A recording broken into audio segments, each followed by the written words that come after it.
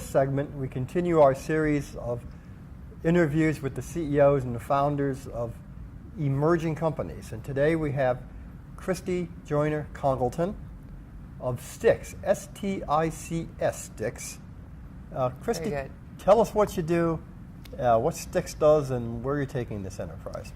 You know, Stix is an emerging company, but we've really been around in the gaming industry about 10 years. In fact, the goal when we founded ourselves was to serve the gaming community. And that was kind of an easy choice for us because, being a bunch of nerds, a couple things were really obvious about gaming. One was that they're drowning in data. There's enormous quantities of data in the gaming industry that can't be harnessed. Also, the community and the industry itself is facing an economic shakeout. So things were going to get difficult. And both of those questions were really what we were looking for as analytical team, you know, a problem to solve. So we are about solving the challenges of big data in the casino industry in particular.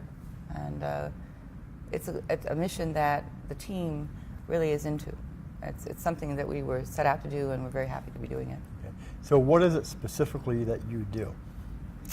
Well, we help casinos to understand their customers at a level that they couldn't previously reach. And in the industry, the shakeout in marketing, for instance, of the maturing industry is very difficult on casinos.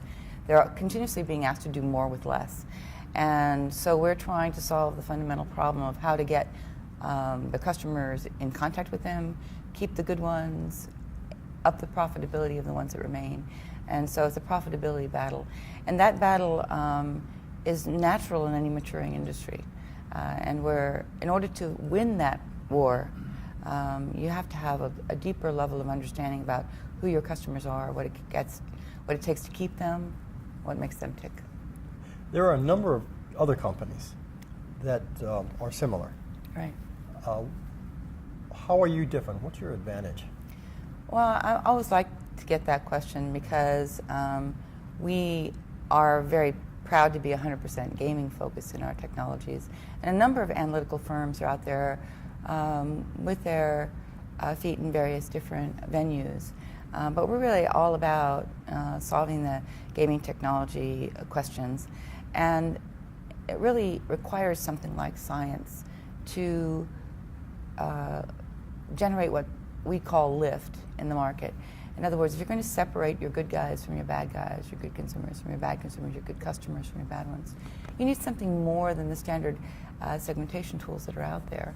And so we're very fortunate to have a technology that has been around for years and works in venue after venue after venue. So I guess we're separated by the fact that we are all about casino gaming, and we're all about science. You know, we like to make science work for the casinos. We don't want to make the casinos work for their science. So they don't have to become scientists to use our stuff. We try to keep it simple.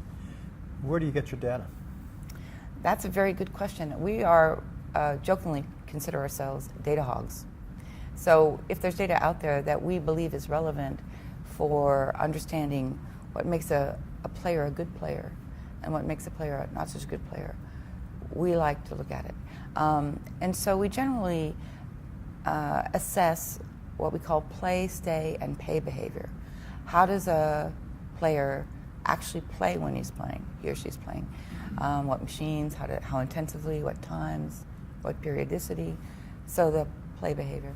We also look at, do they stay on property or not? We integrate together the hotel information with the play behavior, which makes us also unique. And joining those two very different attributes, we often find players that would otherwise not look good or otherwise not look bad to integrate. And also we look at what we call pay behavior. What is it that a gamer will pay for when he or she is on property? Will they try to spend money in the coffee shop? Will they eat at the steakhouse? What will they do? So we call that play, pay, and stay. And all of this information is really very valuable in separating a player that you really want to keep from one that you might not, because our fundamental goal is profitability. Right. So if I stay at Bellagio, through MGM, you can get data on me. You know what I played, when I Correct. played it. You know if I visited the restaurants. You know that I'm a hotel guest. So at some point, perhaps I go across the street to Paris, which is Yes. a Caesars property. Yes. Now, do I become a blank at that point, or is there still some way for you to gather data about me that you can give to your client, say, assuming your client was MGM, and say, hey, look, you know, this guy was missing Tuesday night, and this is what he was doing? Well, that's a very good question because we often consider that. In fact, in our fundamental business proposition, we need to address that question on a daily basis. We believe that it's very important for properties to get the number one signal that their information and their data is sacrosanct. We will not mix it up with something else. We will not give it to anyone else, etc. And so we advocate strongly in our business model not to do acquisition mailings. So we are not about selling names from one property to another. But any property that's been visited one time by someone, we have their information. So the only thing we don't do is get information from other properties to apply to this property. And so if you had played at Bellagio and across the street, then we will know all the records of your play at Bellagio. We will not, in that model set, know what you did across the street. Now, we do have some partners who, at an arm's length, can sell us information, say from an ATM or a cash transaction that is more general than the property that we're dealing with. Right. But we try to keep each property's information sacrosanct, make sure that it's treated properly, and that no one is allowed to, in our entity, do acquisition. Okay, great. That's a good overview. Is there anything else you'd like folks to know about Styx? Well, of course, I'd like them to know everything about Styx. I think that maybe a couple things. First of all, it's interesting that the industry is struggling like it is, right? And we have something that we nickname the Get It Done Gap. And the idea behind the Get It Done Gap is we understand that properties are being squeezed all the time.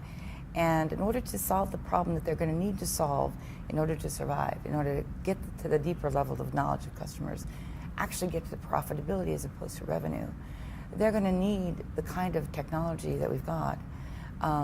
And they're going to need to struggle with that. And to do that on property is very time-consuming and costly. It will take them years to get there. They have to hire gnarly scientists that they won't want to have over for dinner.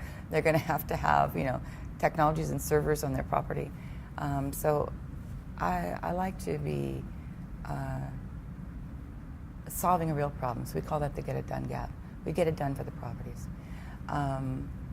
Also, one of the hardest things for me to communicate, and one of the reasons I appreciate being here, is the question of, since our technology is by itself very gnarly, people think, oh, we don't want to do that because it'll be too hard. But like all technologies which really make significant progress, you no longer have to think about it, right? It doesn't require them to learn statistics. It doesn't require them to do any complicated things. In fact, it's advanced enough that the use of it is very simple. It's easier than segmentation. It's easier than some of the existing technologies, just because it's all right there and ready to go. Okay, great. Well, Christy, thank you very much for coming by. Enjoy. Thank you. I appreciate the opportunity. Thank you very much.